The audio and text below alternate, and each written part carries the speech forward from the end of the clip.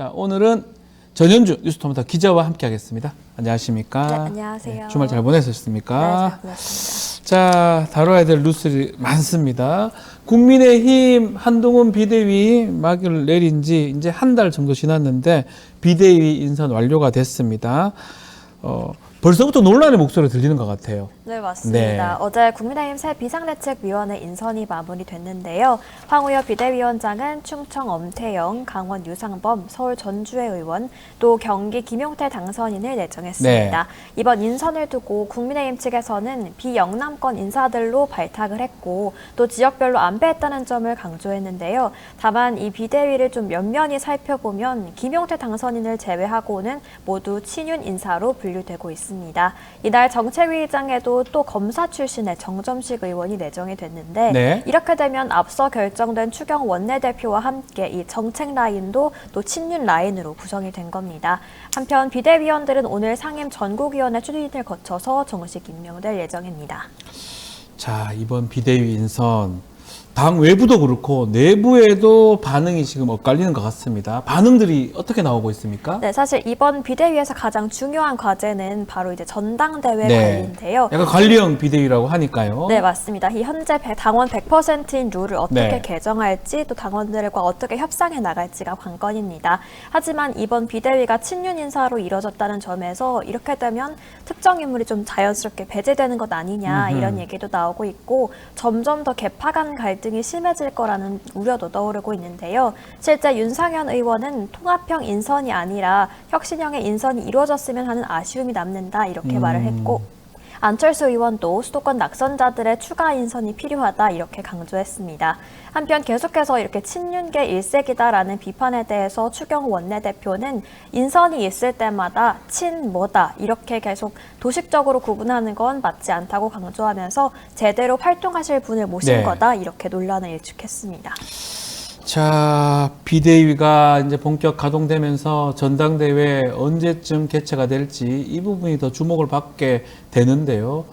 특히 비대위원장 사퇴 후에 한동훈 전 비대위원장 움직임들이 살살 보이고 조금씩 보이고 있는 것 같아요. 복귀 신호탄으로 봐야 됩니까? 네, 당초 국민의힘 전당대회 개최 시점이 이제 6말 네. 7초, 6월 말에서 7월 초가 될 거다 이런 게 중론이었는데요. 황 위원장은 전당대회 룰 개정 여부와 또 당내 의견 수렴 절차 등을 고려하면 일정 지연은 불가피하다는 입장입니다. 한편 이 당권에 도전할 것으로 예상되는 당권 주자들은 좀 하루빨리 네. 이 전당대회가 이뤄져야 한다 이런 입장인데 전당대회가 미뤄진다면 그만큼 한동훈 위원장의 등판 가능성이 높아지기 때문입니다.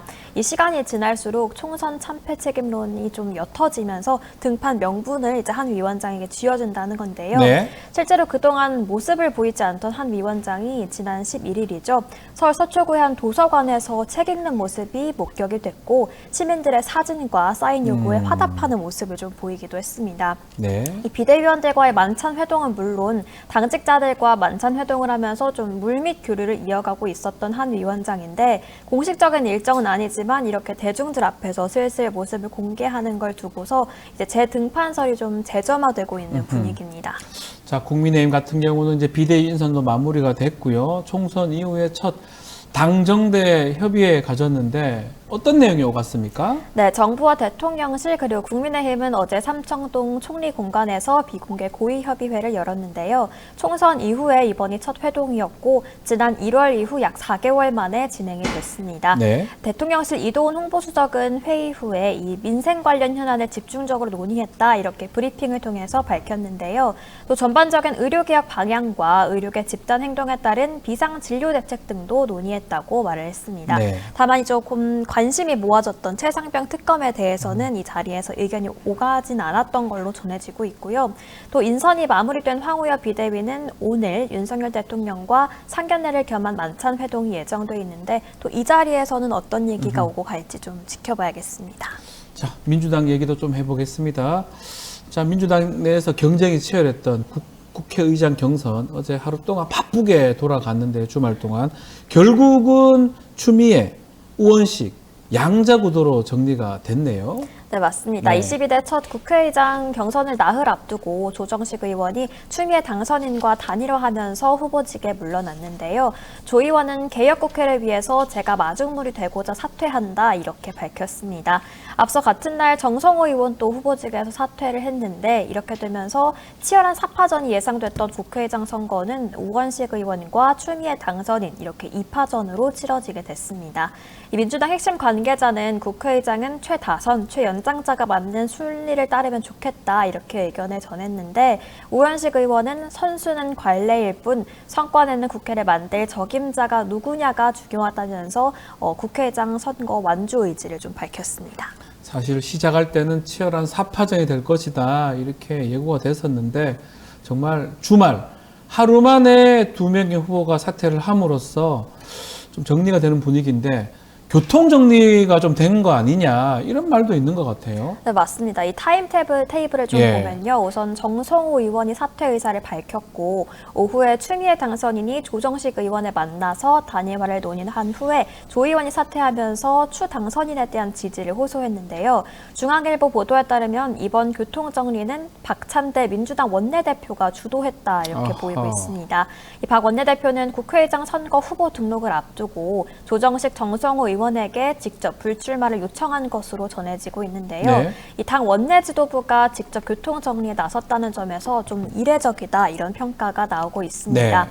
또 워낙 이번 국회의장 선거가 좀 명심을 두고 경쟁하는 선거다 이런 말이 많았던 만큼 이 교통 정리에도 이재명 대표의 좀 의중이 섞인 것 아니냐 이런 해석도 나오고 있고요. 또 사실 지난 민주당의 원내대표 선거도 이 찐명으로 불리는 박 원내대표의 단독 출마로 사실상 또 한 번의 교통 정리가 있었다는 게 중론이었는데 이 이재명 대표의 연임론도 계속해서 나오고 있고 네. 이러면서 찐명 또 명심이 강력하게 작용하면서 친명 일색 민주당 이런 비판은 좀 불가피해 보일 것으로 보입니다. 자, 배동호님은 뭐 당심이 이재명 대표 마음이 아닌 당원의 마음이다. 또 최윤님은 하여튼 긍정적인 대결 구도였음 희망이 보였다라고 또 이렇게 평가를 해주셨습니다.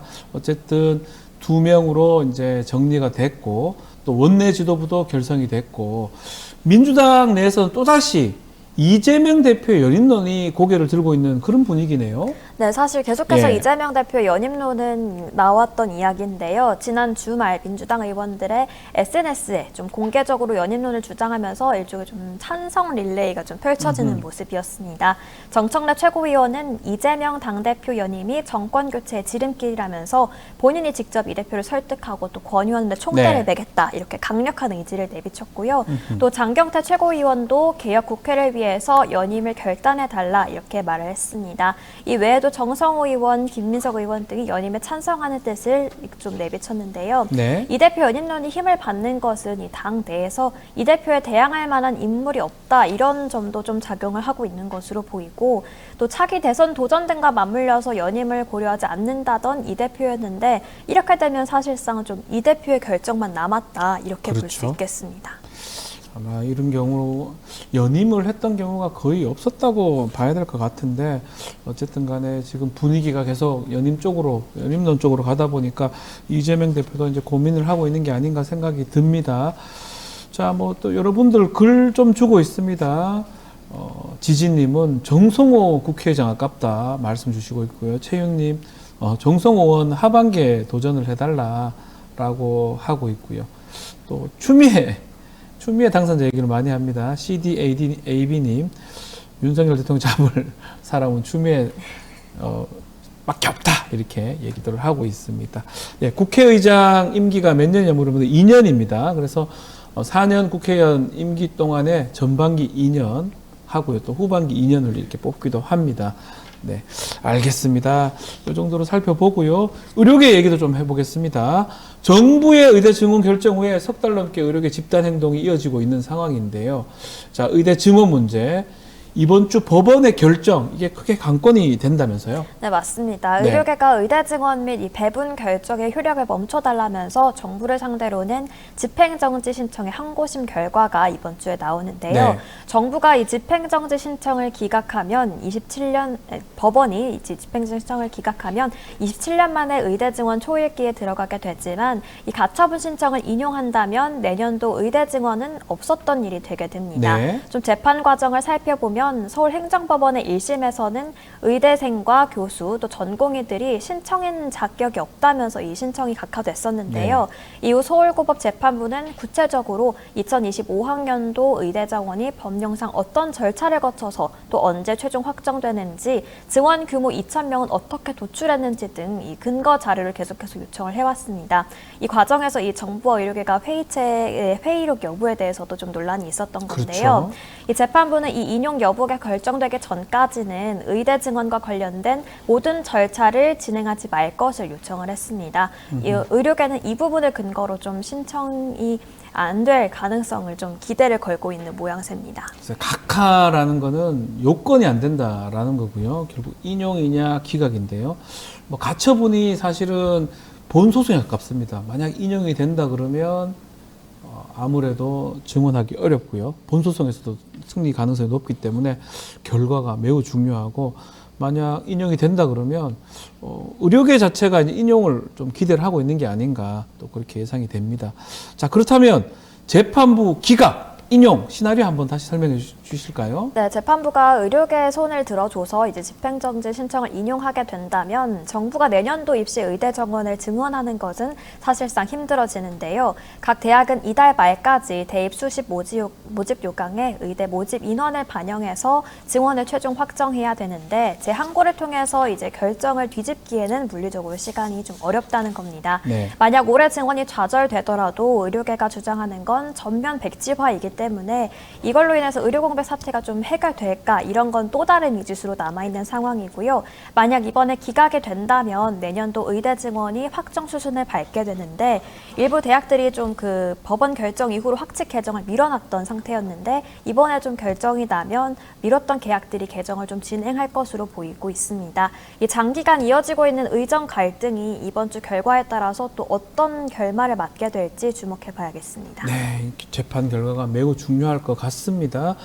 자, 리틀 테네시님, 우리 기자님, 또 제작진 분들 활기찬 한 주 되십시오. 반갑습니다. 글 주셨고요. 배동환님도 전현주 기자님 응원합니다. 감사합니다라고 글들 주셨습니다. 네, 알겠습니다. 자, 오늘 뉴스픽 여기서 정리를 하겠습니다. 전현주 기자, 감사합니다. 네, 고맙습니다. 오늘은 이진아 뉴스토마토 기자와 함께하겠습니다. 안녕하십니까? 네, 안녕하십니까? 네, 자, 어제 지금 법무부가 검찰 고위 간부 인사 전격 발표를 했네요. 네, 어제 법무부가 검찰 간부들의 인사를 발표했습니다. 네. 검사장 등 고위 검사 39명의 인사를 단행했는데, 표면적으로는 승진 인사였지만 검찰 내부에서는 지난해 9월 인사 이후에 약 8개월 만이라 좀 이례적이라는 평가가 나왔다고 합니다. 가장 눈에 띄는 거는 김건희 여사의 명품백 수수 의혹과 도이치모터스 주가 조작 의혹 수사를 지휘했던 송경호 서울중앙지검장이 부산 고검장으로 승진했고요. 이 자리에 이창수 전주지검장이 임명됐습니다. 자, 이게 부산 고검장으로 승진했던 게 승진인지 아니면 중앙지검장을 수사하는 위치인데 이게 승진이 아닌지 그것도 중요하지만, 자, 이창수 지검장 이제 서울중앙지검장으로 임명이 됐는데요. 윤석열 검찰총장 시절에 대검찰청 대변인 재직한 이력이 있네요. 네, 이 지검장이 네. 이런 이력 때문에 윤 대통령의 측근이라는, 즉 친윤 인사라는 걸로 이제 분류가 되고 있고요. 네. 또 대검찰청의 대변인으로 재직하던 시절에 윤 대통령은 당시에 추미애 당시 법무부 장관과 갈등을 빚었던 일도 있었습니다. 또 이 지검장은 수원지검 지청장으로 있으면서 이재명 민주당 대표의 성남FC 불법 후원금 의혹 사건을 수사 지휘를 했고요.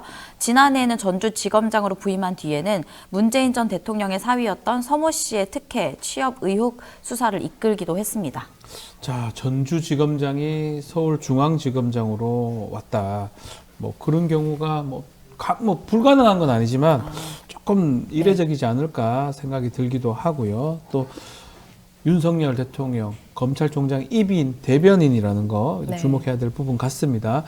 자, 그렇지만 임기가 넉 달 정도 남은 이현석 검찰총장의 직속 참모들 대거 교체가 됐습니다. 네, 전국 특수수사를 지휘하던 대검 반부패 부장 외에 네. 주요 참모 대부분이 바뀌었습니다. 또 1차장, 2차, 4차장 검사는 검사장으로 승진했지만 비수사부서로 보임됐는데요. 지난 3일 이 총장이 김 여사 명품 가방 의혹에 대해 전담 수사팀 구성과 신속한 수사를 지시한 지 열흘 만입니다.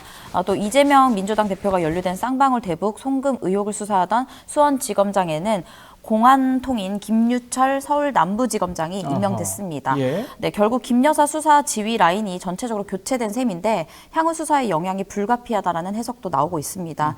또 이번에 검사장급 인사가 이원석 검찰총장이 지방 일정을 소화하던 중에 난 발표라서 이런 점 때문에 검찰총장과 용산의 갈등이 표면화된 것이 아니냐 이런 해석도 나오고 있습니다. 남부지검장도 중요한 자리인데요.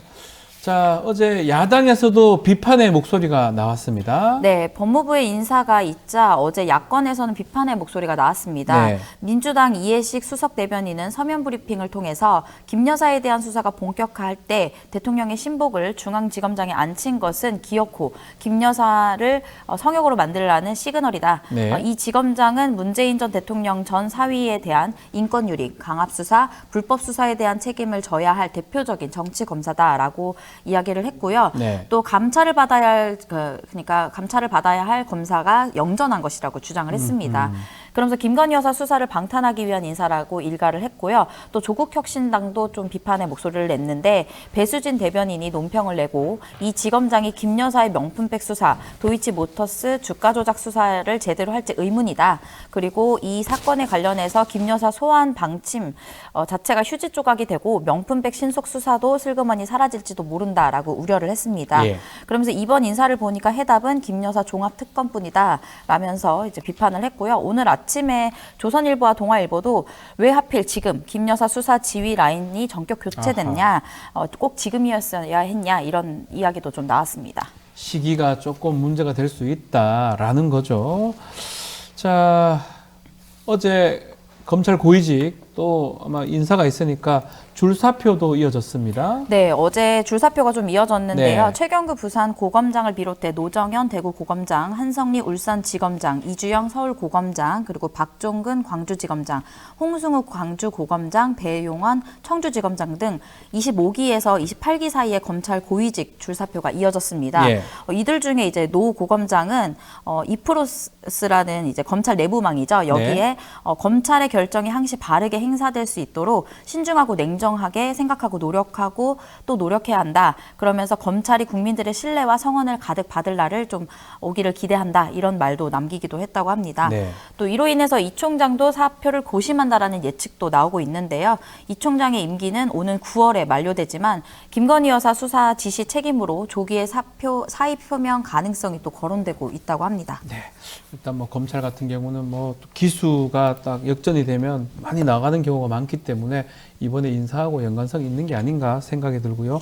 검찰총장은 2년 임기입니다. 그 2년 임기가 9월인데 글쎄요, 뭐 그 전에 나갈 수가 있을지 한번 지켜봐야 될 것 같습니다. 자, 이런 가운데 김건희 여사 명품 가방 의혹, 수수 의혹 관련해서 지금 촬영했던 최재형 목사 소환이 됐고요. 네. 일단 또 최상병 사건 관련해서 임성근 사단장도 소환 조사를 받았습니다. 네, 일단 먼저 김건희 네. 여사 명품 가방 수수 의혹부터 이야기를 하면요. 검찰에 소환된 최재형 목사가 어제 포토라인에 서면서 많은 기자들에게 질문을 받았습니다.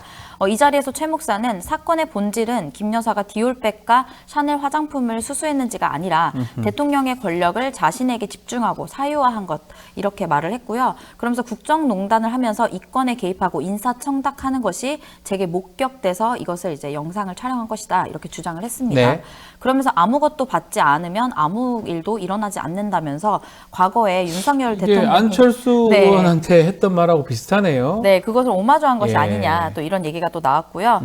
또 최 목사는 김 여사가 제게 명품 가방을 받은 날 다른 이렇게 대기자들도 있었다고 합니다. 뭐 영상에서도 보신 분들은 아시겠지만 복도에서 김 여사를 기다리는 모습이 보였는데 그때 이제 뭐 쇼핑백에 보면은 뭐 선물들이 좀 있는 것으로 좀 보였고요. 네. 또 한남동 관저로 이사 가서 백석대 설립자로부터 1,000만 원 상당의 고급 소나무 분재를 받았다고 또 최 목사는 주장을 했습니다. 자, 지금 뭐 12시간 정도 조사를 받았다고 합니다. 그리고 최재형 목사 나온 직후에 또 어떤 말을 했습니까? 네, 최 목사는 어제 오전 9시 18분쯤에 검찰에 출석해서 12시간 넘게 조사를 받았고요.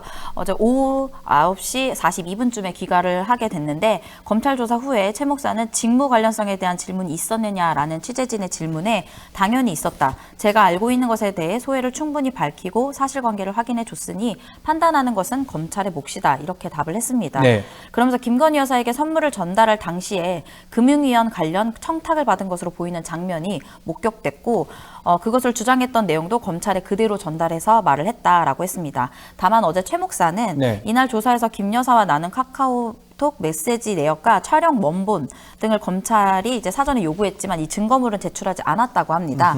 이유는 MBC 소속이었던 장인수 기자에게 모두 넘겨서 제출할 것이 없다는 입장이었다고 합니다. 더불어 검찰은 오는 20일에 백은종 서울의 소리 대표 고발인 신분으로 불러서 조사할 방침이라고 합니다. 자, 최상명 사건도 한번 얘기를 해보죠. 지금 죽음 10개월 만에 300일인데요, 거의. 처음으로 임성근 전 해병대 1사단장 조사를 했습니다. 경찰이 조사를 했다는 건데 네. 어떤 이야기가 나왔을까요? 일단 임 전 사단장이 해병대 군복을 입고 어제 경북 경찰청에 출석을 했습니다. 네. 임 전 사단장은 지난해 경북 예천 수해 현장에서 무리한 실종자 수색을 지시해서 현장에 투입된 최상병을 숨지게 한 과실치사 혐의를 받고 있는데요. 어제 경찰 출석 때부터 일관되게 최상병에게 자신이 물에 들어가라고 지시한 적이 없다. 이렇게 주장을 했습니다. 그러면서 언론에서 심지어 제가 하지도 않은 수중수색 지시를 제가 했다고 10개월째 주장하고 있다. 이렇게 말을 하면서 검증되지 않은 각종 허위 사실과 주장이 난무하다라고 말을 했습니다. 네. 그 뒤에 이제 기자들이 끊임없이 질문이 이어졌지만 어떤 것도 대답하지 않았습니다. 자, 그 부분이거든요. 자, 허위 사실 유포 있다고 얘기를 하면서 특히 수중 수색을 지시한 바가 없다 이렇게 얘기를 했던 건데 이게 중요한 것 같은데 이 주장 반박하는 증언들이 지금 이어지고 있다면서요? 네, 어제 임 사단장은 경찰에 출석해서 줄곧 수중 수색은 없었다라고 네. 주장을 했지만 당시 현장에 있었던 간부들의 진술은 전혀 달랐습니다. 지난해 7월 18일 오후 4시 22분에 전달된 바둑판식으로 수색 정찰하라는 사단장의 지시사항에 대해 현장 간부들의 반응은 땡땡 대대장이 바둑판식 수색은 물에 들어가서 하라는 건데 위험하다. 슈트를 줘야 된다. 안 되면 밧줄이라도 줘야 된다. 뭐 이런 말들도 나왔다고 하고요. 또 바둑판식 수색을 하려면 수색, 예. 네, 수중 탐색을 할 수밖에 없다라고 이제 판단을 했다고 이제 이들은 판단을 했다라고 합니다. 또 전역한 최상병 소속 이제 부대원 중 박기현 씨는 굳이 바둑판이라고 말할 정도로 했으면은 수중에서 수색하라는 거 말고는 저는 다른 방법은 없다고 생각합니다라고 이제 그 언론을 통해서 한번 인터뷰를 한 적이 예. 있었고요. 또 임 사단장이 당시에 뭐라고 했냐면 위에서 보는 것은 수색 정찰이 아니다. 내려가서 수풀을 헤치고 찔러보면서 찾아야 한다. 결국에 물에 들어가야 된다. 그렇죠. 이런 말을 했다고 합니다. 또 임 사단장은 어쨌든 이런 내용들을 가지고 경찰에 이제 얘기를 하고 있는 것으로 보이는데 오늘 아침에 확인을 해봤더니 21시간이 넘는 시간 동안 고강도 경찰 조사를 받고 지금 곧 나올 것으로 좀 보인다고 합니다. 그렇죠. 수중 수색. 본인이 이런 말을 직접 하지 않았다 하더라도 좀 다른 어떤 부대원들 사이에는 그렇게 인식하거나 또 그렇게 했던 거가 있기 때문에 조금 지켜봐야 될 부분 아닌가 생각이 듭니다. 자, 이런 가운데 오늘 동아일보 단독으로 용산하고 국방부가 당일 8월 달이죠. 최상무 기록 해소했던 8월 26차례나 통화한 정황을 포착했다는 보도가 나왔는데 어떤 내용입니까? 네, 그 전에 MBC에서도 네. 뭐 연락했다라는 정황에 대해서는 얘기했지만 26차례나 통화했다는 아. 것은 이제 이번에 나온 것인데요. 그러네요. 네, 최상병 사건을 수사하는 공수처가 이시원 전 대통령 공직 기강 비서관과 네. 유재은 국방부 법무관리관이 지난해 8월 총 26차례 통화한 기록을 확보한 것으로 확인했습니다. 공수처는 해병대 수사단이 경찰로부터 최상병 수사 기록을 회수해 오고 국방부 조사본부의 재검토가 이뤄지는 과정에서 두 사람의 통화가 이루어진 것으로 보고 대통령실 개입 여부를 수사할 방침이라고 합니다. 네. 동아일보 보도를 좀 종합하면요. 이전 비서관과 유전 법무관리관이 첫 통화가 이루어진 것은 8월 2일이고 해병대 수사단이 이때는 이제 최상백 순직과 관련해서 임성근 해병대 1사단장 등 8명에게 업무상 과실치사 혐의를 적용해서 경북 경찰서에 이첩했던 수사 결과를 아하. 네, 국방부가 회수해 갔던 그런 8월 날이기도 2일이 합니다. 해수해 갔던 날이죠. 네, 맞습니다. 이때 이제 8명이었는데 나중에 이제 다시 돌아오면서 이 2명으로 이제 피의자가 줄어들었죠. 네. 네, 이후에 회수한 사실을 이제 회수한 수사 결과를 국방부 조사본부가 재검토하기로 결정 및 추진한 8월 9일에 또 그 전후에도 통화가 집중됐고 전화가 많이 됐고. 네, 예. 해병대 수사관 조사 내용이 윤석열 대통령이 질책했다는 이른바 경로설이 언론 보도로 처음 언급된 8월 말쯤에도 10차례 정도 통화한 것이 주요 국면마다 통화한 것이 좀 집중된 것으로 좀 보입니다.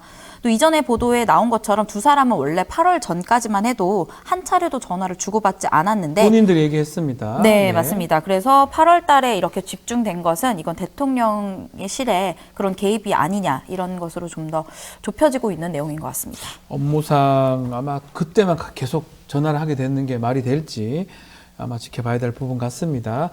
자, 배동환 님이 좋아요 눌러달라고 말씀 주시고요. 쑥떡쑥떡 이진아 파이팅 이렇게 글 주셨습니다. 또 이진아 님 목소리 너무 좋습니다 라고 글 주시는 분도 있습니다. 젤리스 님도 반갑고요. 알겠습니다. 자, 안녕하세요 인사 주시는 분들 맵시 고은 님 댓글들 너무너무 감사드립니다. 자, 이진아 기자 오늘 수고했습니다. 네, 감사합니다. 전윤주 뉴스토마토 기자와 함께합니다. 안녕하세요. 네, 안녕하십니까. 자, 어제 부처님 오시는 날이었어요. 자, 봉축 법요식 진행이 됐는데 윤석열 대통령 또 많은 정치인들이 참석을 했는데 그 중에 가장 눈길을 끌었던 부분이 조국혁신당 조국 대표하고 대통령이 만난 장면. 이 부분이 눈에 띄었습니다. 네, 어제 조국 부처님 오신 날에 네. 맞아서 서울 조계사에서 열린 봉축 법요식에서 윤석열 대통령을 비롯해서 많은 정치인들이 참여를 했었는데요. 그 중에서도 단연 눈길을 끈 건 윤 대통령과 네. 조국 대표의 만남이었습니다. 윤 대통령이 여야 정치인들과 쭉 악수를 하는 과정에서 이 조 대표도 있었는데요. 네. 두 사람은 악수를 하면서 인사했고 윤 대통령은 또 반갑습니다 이렇게 말까지 했습니다. 하지만 이에 조국 대표는 아무 말도 하지 않았는데요. 이후 윤 대통령은 옆 사람으로 넘어간 뒤에도 다시 한번 고개를 돌려서 좀 조국 대표를 쳐다보는 모습이 담기기도 했습니다. 이 공식 석상에서 둘의 만남은 문재인 정부 당시 검찰총장으로 임명한 윤 대통령이 임명장 수여식에서 당시 민정수석이었던 조국 대표의 손을 맞잡은 뒤로 약 5년 만에 이루어진 만남이었는데요. 네. 이 계속해서 만남을 요청했던 조 대표였던 만큼 이후로 좀 어떤 반응이 나오지 않을까 기대를 했었는데 현재까지는 SNS를 비롯해서 별다른 반응은 올라오지 않은 상태입니다. 두 사람이 뭐 좋은 관계라고 보기는 사실 쉽지가 않은데 그렇죠. 어쨌든 만나는 모습 딱 장면이 포착이 되긴 했는데 별다른 얘기는 없었는데 저는 뭐 개인적으로 조국 또 대표가 또 뭔가 또 발언을 또 하시지 않을까 또 그런 부분이 좀 주목을 하고 있습니다. 자, 법요식에서 또 눈길을 끊었던 게 있습니다. 김건희 여사 이야기했는데요. 윤석열 대통령하고 조계종 총무원장 진우스님 대화였는데 어떤 이야기가 오갔습니까?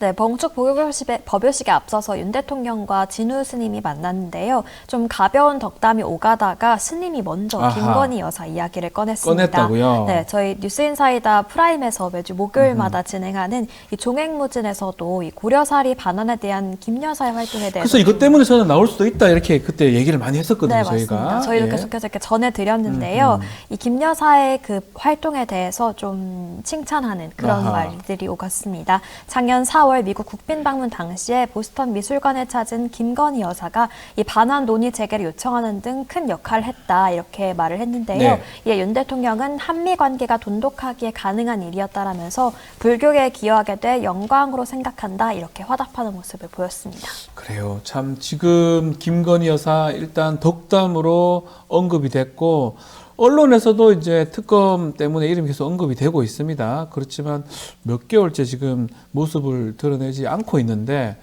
원래 저희 예상대로 네. 어제 행사야 참석 검토가 됐다면서요. 네, 맞습니다. 김건희 여사는 지난해 12월 이후에 좀 모습을 전혀 네. 드러내지 않고 있는데요. 모습은 드러내지 않고 있지만 계속해서 언급은 되고 있습니다. 당초 일각에서는 아까 말씀드린 이 보스턴 미술관에서 사리를 반환해 그렇죠. 올 때 그 역할을 했습니다. 큰 역할. 등장을 하지 않을까 했었는데 나타나지 않았고요. 또 한 번 강력하게 이 재등판 시점으로 거론됐던 게 바로 이 어린이날 행사였습니다. 이때 역시 여사는 없이 윤 대통령 혼자 행사를 진행을 했죠.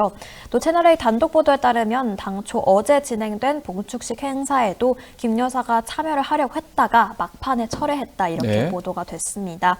대통령실 관계자는 언론의 관심이 본인에게 집중되면서 행사에 누를 끼칠 수 있다는 우려 때문에 불참을 통보한 것으로 안다 이렇게 전했는데요. 네. 일반 대중들에게 좀 모습이 공개되진 않았지만 영부인으로서 관련된 행보는 좀 이어가고 있는 모습입니다. 앞서 말씀드린 어린이날에도 공식석상에는 모습을 비치지 않았지만 이 청사 내에서 대통령실 직원과 또 가족을 격려하는 자리에는 좀 참석한 것으로 전해지고 있습니다. 직접 언론에 나타나진 않지만 그래도 영부인으로서 어떤 일들이라든지 행사 참여는 하고 있다 이렇게 보입니다. 언제쯤 나타날까요? 네, 알 수 없겠죠. 네, 맞습니다. 알겠습니다. 자, 이 일각에서는 이제 좀 나타날 수 있는 거 아니냐 이렇게 언급된 거 보고 활동 재개하려는 거 아니냐 이런 말도 나오는데 어떻게 보십니까? 네, 여러 상황들을 좀 종합해 볼 때 네. 복귀는 좀 하려고 하고 있는 것 같은데 뭐 안 할 수는 없는 거니까요. 네, 상황이 좀 여의치 않은 것 예. 같다 이렇게 보이는데요. 이번 봉축식도 좀 그 일환이 아니었나 이렇게 생각이 됩니다. 특히나 최근 있었던 이 검찰 인사가 또 김 여사 방탄 아니냐 이런 논란도 계속되면서 조금 시점에 있어서 좀 어려움을 겪고 있는 것으로 보고 있는데요. 네. 한편 대통령실에서는 이르면 이달 중 활동을 재개하는 방안을 고심 중이다 이렇게 전해지면서 조만간 좀 모습을 드러내지 않을까 싶습니다. 또 특히나 이번 달 26일부터 27일까지는 서울에서 이 한중일 3국 정상회의가 열리는데요. 여태까지는 상대적으로 좀 우리나라와 덜 가까운 나라의 대통령 내외가 네. 방문했다면 이 중국과 일본은 또 그 관계가 좀 다르잖아요. 그 점에서 이때 김건희 여사가 다시 복귀하지 않을까 이런 추측들이 나오고 있습니다. 왜냐하면 배우자가 지금 온다고 하면 우리만 뺄 수가 없는 거거든요. 그쵸. 중국도 일본 다 빼야 되는 상황이기 때문에 그것도 좀 난감하다고요. 또 지난번 근래 루마니아 근래 문제가 네. 루마니아하고 좀 다르지 않을까 생각도 들고 그렇기 때문에 아마도 그 무렵 26일, 27일 삼국 정상회담 회의 때는 보이지 않을까 이렇게 얘기가 나오고 있는데 한번 지켜봐야 될 것 같습니다. 자, 오늘 민주당은 22대 국회 첫 의장 후보를 선출한 날입니다. 자, 전날까지 치열한 경쟁이 펼쳐졌네요. 네, 국회의장 경선을 앞두고 이 추미애 네. 우원식 의원은 막판까지도 이른바 명심 마케팅을 좀 펼쳤습니다. 우원식 의원은 한 유튜브 방송에 출연해서 이재명 대표가 본인에게 안정감 있게 성과를 내야 한다는 점에서 우원식 형님이 딱 적격이죠 라고 말했다고 아하. 했는데요. 명심이 좀 본인에게 있다 이런 걸 자신한테 있다. 강조했습니다. 그러면서도 이 개혁국회를 주장하면서 관례를 따지는 건 이상하다 이렇게 꼬집었는데 네. 이 관례상 다선 또 최연장자가 의장을 맡게 되는데 이는 좀 추미애 당선자를 견제한 그렇죠. 걸로 보입니다.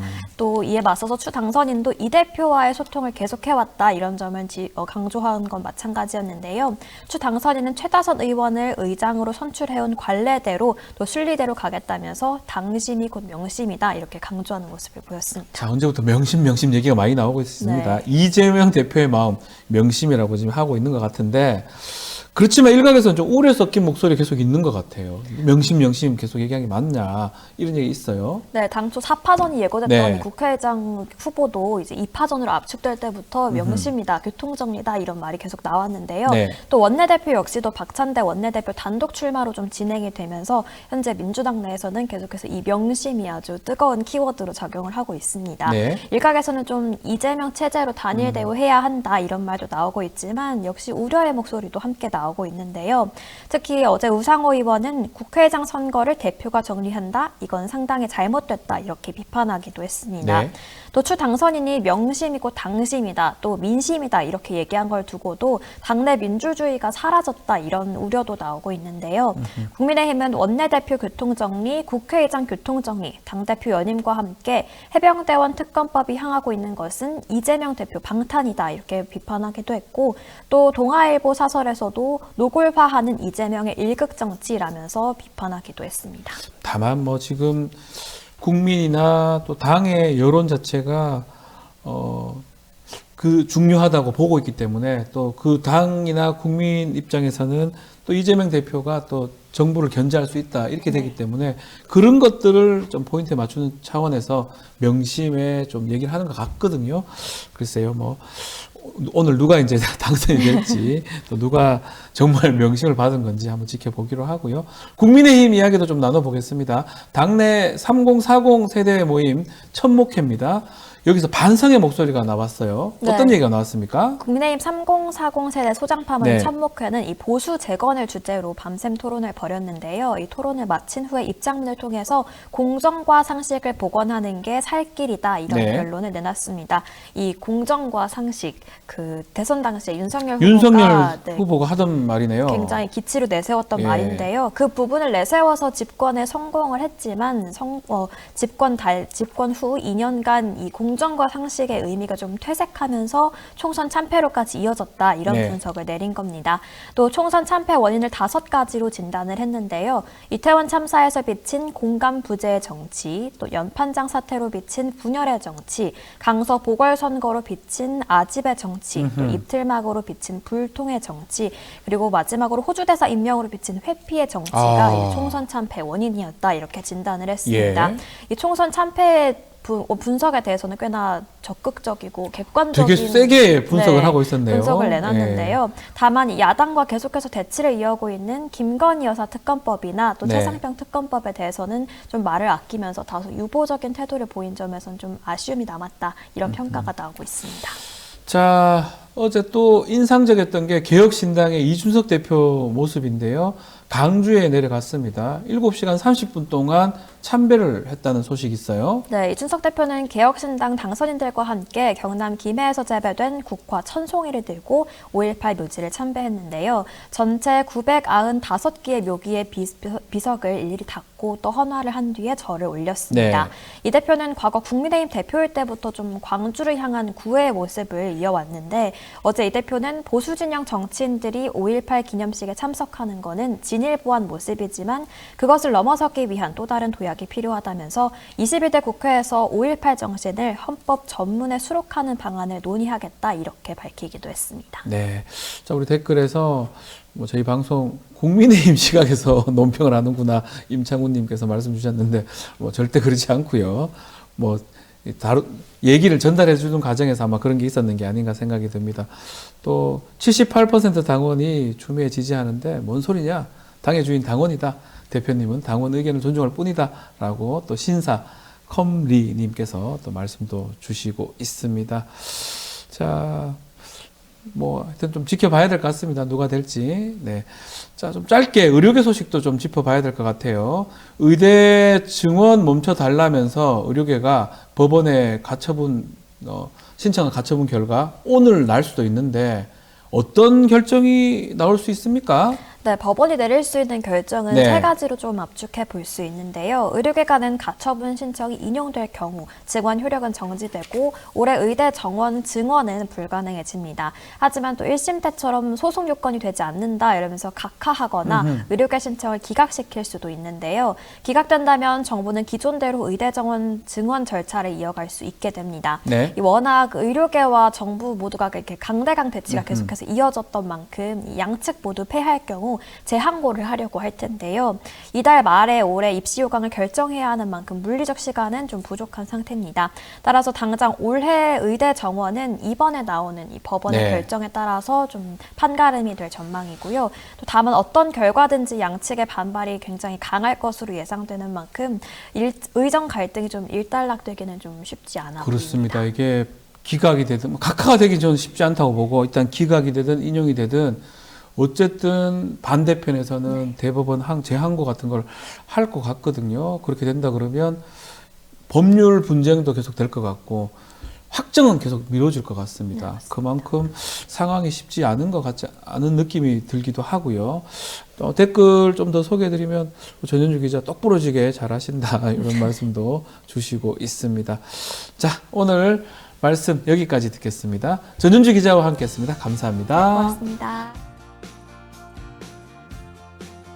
오늘은 이진아 뉴스토마토 기자와 함께하겠습니다. 안녕하십니까? 안녕하십니까. 네, 자 지난해 말이죠 명품백 수수 관련해서 논란이 불거져서 자명을 계속 이어왔던 김건희 여사 5달 만에 공개석상에 지금 모습을 드러냈습니다. 어떤 내용입니까? 네, 김건희 여사가 지난해 네덜란드 순방 후에 153일 만에 자맹을 깨고 공식 활동을 재개했습니다. 앞서 명품백 수수 의혹이 불거지면서 자맹을 해왔는데 대통령실은 어떠한 해명이나 설명이 전혀 없었습니다. 그런데 어제 드디어 공식 행보에 나서게 된 것입니다. 바로 캄보디아 총리 내외와 공식 오찬 참석 2시간 전에 깜짝 공지가 됐는데요. 네. 대통령실은 여기에 대해서 배우자 참석이 뒤늦게 합의가 돼서 공지가 좀 늦어졌다 이렇게 밝혔습니다. 그러면서 대통령실에서는 외교 행사는 국가의 이익이 걸려 있고 상대도 있기 때문에 언제까지나 비공개로 진행하기 어려워 적절한 시점에 나왔다 이렇게 말을 했습니다. 적절한 시점이다 이렇게 대통령실에서는 보는 것 같은데요. 자 오랜만에 김건희 여사 사진들이 공개가 됐습니다. 네, 김건희 여사 사진이 어제 3장 정도가 네. 공개가 됐는데요. 오찬이 끝나고 한참이 좀 지나서 나온 것도 눈길을 끌어서 그것을 좀 짚어본 대목들도 좀 있었습니다. 일단 오찬이 12시부터 1시까지 1시간가량 진행이 됐고요. 네. 또 대통령실은 오후 4시가 지나서야 사진 4장을 공개했습니다. 이때 공개된 사진은 윤 대통령 혼자 찍힌 사진과 훈마넷 캄보디아 총리와 건배하는 사진 한 장이 전부였습니다. 그리고 2시간쯤이 지나서 5시 50분쯤에 김 여사 사진 3장이 추가로 공개가 네. 됐는데요. 그러니까 이날 행사는 이제 풀 기자라고 하죠. 이제 네. 원래 기자들이 대표로 가서 현장에 취재를 할 수 있게끔 허용이 되는 인원들을 몇 명 가는데 전혀 그런 게 없었고요. 대통령실에서 전속 기자들만 사진을 찍고 그것을 이제 그냥 배포한 형식으로만 나왔습니다. 네. 그래서 언론을 패싱한 게 아니냐 이런 내부의 이야기도 나왔습니다. 그냥 이렇게 하는 거 풀 기자 불러가지고 직접 찍게 하는 게 낫지 않았나 생각도 드는데 또 결국은 대통령실에서 찍은 사진들을 이렇게 네. 보여준 거라고 봐야 될 것 같아요. 자, 공식 행보 이제 시작했다고 봐야 될 것 같은데 앞으로 계속 공개 행보 이제 김건희 여사 할까요? 네, 공개 행보를 할 것으로 좀 보이는데요. 네. 어제 용산 대통령실에서는 김 여사가 올해 방한한 외국 정상 공식 일정을 계속 해왔다. 그리고 배우자 친교 행사엔 일관되게 임하고 있다. 이렇게 밝혔습니다. 네. 그러니까 지난달 루마니아, 앙골라 정상 부부 방한 당시에도 별도의 배우자 친교 환담 일정을 소화했다고 이야기를 했고요. 이때 공개된 사진이나 영상이 없어서 공식 행사를 좀 비공개로 한 것은 좀 적절하지 않다라는 비판도 있었는데 네. 그때까지는 여론을 좀 고려한 것으로 좀 보입니다. 또 어제 공식 행보에 나선 만큼 이번 달 말에 개최가 유력한 한중일 정상회담 그리고 다음 달 한국과 아프리카 정상회의 등 각종 외교 및 순방 일정이 예정된 점도 김 여사의 활동 재개 필요성이 키웠다라는 좀 해석도 나오고요. 어제 몇몇 보수 매체에서는 이런 말을 하더라고요. 네. 최근에 있었던 대통령이 기자회견에서 사과를 제가 드리고 있습니다라는 그 표현 때문에 김건희 여사의 이제 활동이 재개된 게 아니냐 이런 얘기가 나오고 있습니다. 사과를 드리고 있다 이렇게 얘기를 했었죠 기자회견에서. 자 그렇지만 야당에서는 비판의 목소리가 나오고 있습니다. 네, 어제 야권에서는 외교가 김건희 여사의 방탄을 위한 수단으로 전락하고 있다 이렇게 비판을 했고요. 그러면서 검찰의 김건희 여사 방탄 인사 발령장에 잉크가 마르기도 전에 공개 행보에 나섰다면서 이제 나서도 될 만큼 모든 정리가 끝난 거냐 이렇게 좀 쏘아붙였습니다. 네. 그러니까 최근에 있었던 검찰 인사가 김건희 여사의 방탄용이 아니냐 이런 주장인 것입니다. 결국은 그거랑 또 시기가 딱 겹친 것 같아요. 인사 딱 되고 네. 그 이후에 바로 지금 공식 행보를 하니까 야당에서는 좀 비판을 하는 것 같은데 자 어제 김건희 여사 공식 행보가 있었는데 또 공교롭게 또 또 비슷한 뭔가 일이 있었어요. 어떤 일입니까? 네, 어제 신임 이창수 서울중앙지검장이 네. 취임 첫날인 어제 김건희 여사 관련 수사를 담당하는 부장 검사들로부터 불러서 먼저 대면 보고를 받았다고 이제 MBC가 단독 보도했습니다. 차장 검사들까지 전부 교체된 상황인 만큼 앞으로 수사가 어떻게 이제 이루어질지의 관건은 이 부장 검사들인 것 같은데요. 네. 이 지검장은 출근길에 기자들에게 김건희 여사 수사에 대해서 법과 원칙에 따라 하겠다 이 정도로 이야기를 좀 했습니다. 자, 어제 이창수 취임 서울중앙지검장 출근길에 약식 기자회견 됐는데 기자들하고는 어떤 이야기가 갔습니까? 네, 총 한 3가지 정도 질문이 이어졌는데요. 아까 말씀드렸던 뭐 법과 원칙에 대한 이야기도 하면서 김 여사 소환 조사 가능성이 있냐라고 이제 기자들이 물었더니 업무를 빨리 파악해서 수사에 필요한 충분한 조치를 취할 것이다라고 했고요. 지휘부 교체 때문에 수사에 좀 차질이 있지 않냐 이렇게 물었더니 역시 여기서는 이제 법과 원칙에 따라 하겠다라고 네. 했고 또 친윤 검사라고 불린다라고 했을 때 동의할 수 없다라고 이제 말을 했는데요. 김 여사의 조사 열쇠를 쥐고 있는 아까 말씀드렸던 그 중간 간부들 네. 대면 보고를 받은 후에 이제 이들에 대한 인사가 교체가 되냐 이거의 여부에 따라서 아마 수사 방향이 결정이 될 것 같은데 법무부는 이들에 대한 인사는 다다음 주 그러니까 5월 27일에 월요일로 예정되어 있다고 합니다. 그래서 만약 물갈이가 된다고 하면 검찰총장과 용산의 갈등이 좀 다시 불거질 것으로 좀 보입니다. 자, 중간 간부라 하면 이제 부장 검사들이거든요. 이 부장 검사들이 바뀌는지 또 어떻게 되는지 참 그것을 좀 봐야 될 것 같습니다. 그러면 법과 원칙대로 할지 또 소환 조사를 할지 아마 곧 드러나지 않을까 생각이 듭니다. 더불어민주당 이야기 해보겠습니다. 자, 국회에서 과반의석 가진 민주당 차기 국회의장 후보가 선출이 됐는데요. 자, 각종 여론조사 결과와 달리 추미애 당선자를 꺾고 우원식 의원이 후보로 확정이 됐습니다. 네, 어제 당초에 이제 민주당 국회의장 후보는 4명에서 2명으로 추려진 상태에서 선거가 치러졌는데요. 어제 선거가 있기 전까지 당원과 일반 국민들은 추미애 당선자를 굉장히 많이 지지했던 것으로 좀 결과가 나왔었습니다. 네. 근데 하지만 결과는 말씀하신 것처럼 우원식 의원이 이제 선출이 됐는데 어제 여의도 분위기를 좀 취재를 해봤더니 네. 우원식 의원실에서도 이게 당선될 줄 몰랐다고 합니다. 네, 그래서 당선 인사에 대한 그 코멘트나 이런 것들을 좀 준비하지 못했다라고 했는데요. 아하. 그만큼 예상을 뒤집은 이변이라고 좀 할 수 있습니다. 그래서 이제 어제 다양한 채널로 제가 이 상황을 좀 지켜봤는데 네. 뭐 델리민주, 뭐 민주당의 유튜브 공식 채널이죠. 네. 거기나 또는 이제 뭐 여러 방송사에서 하는 것들을 봤는데 민주당 지지자들이 좀 분노하는 거나 좀 막 탈당을 하겠다 이런 표현을 좀 하기도 했습니다. 저희 지금 댓글 창에도 좀 많은 좀 탈당 얘기도 하시고 네. 화가 난다 뭐 이런 얘기도 많이 좀 글을 주시고 계시는데 네. 일단은 그 개표 숫자를 보도한 것도 있는데 확인된 내용이 있습니까? 뭐 채널 A에서는 뭐 20여 표 차가 난다 네. 하고 이제 뭐 이후에 후속 보도에서는 7, 8표 차가 난다라고 보도를 했지만 사실 민주당에서 공식적으로 표 차이를 확인해 주진 않았습니다. 다만 어제 다양한 유튜브 채널에서 민주당 측근 인사들이 좀 이야기한 거를 좀 제가 살펴봤는데 한 자리 숫자 차이로 초박빙이었다. 뭐 이런 이야기가 좀 전해졌습니다. 그리고 어제 민심 그리고 당심을 좀 살펴봤더니 아까 말씀드렸듯이 분노를 표출한 이들이 많지 않았습니까? 네. 그래서 아무래도 국회의원들의 첫 선택이 민의를 받아들이지 못한 것이라는 이제 판단이 나왔기 때문에 이런 좀 분노들이 좀 나왔던 것으로 보입니다. 그러니까 그동안 여론조사에서 저희 뭐 미디어 토마토에서도 했지만 네. 과반 이상이 추미애 당선자를 지지를 했는데 이제 민의를 대변하는 의원들의 투표에서는 이 민의를 좀 저버린 게 아니냐. 그렇죠. 네, 이런 해석이 나오면서 좀 많이 좀 분노를 일으킨 것 같습니다. 그렇다면 차라리 기명으로 하고 아니면 이렇게 할 것 같으면 네. 의원들이 나는 우원식 의원 지지한다 뭐 이렇게 얘기를 했었어야 되는 거잖아요. 네. 사실 뭐 맞잖아요. 네. 왜냐하면 정말 다수가 추미애 당선자를 지금 응원했었는데 정반대 결과가 났기 때문에 뭐 그런 부분들이 아마 당원들이나 네. 사람들이 좀 불만을 가진 것 같아요. 왜 우리 당심하고 다른 결론을 내느냐. 네. 또 그리고 그렇다면 얘기를 좀 해주든지 처음부터 나는 어쨌든 나는 우원식 국회의장으로 원한다 얘기를 하지 그거 없이 갔기 때문에 네. 불만들이 있는 게 아닌가 생각이 드는데 어쨌든 간에 이 여야가 모인 국회에서 국회의장 확정이 되지만 민주당에서 후보를 선출한 이상 뭐 국회의장이 된 거나 다름이 없을 것 같아요. 네.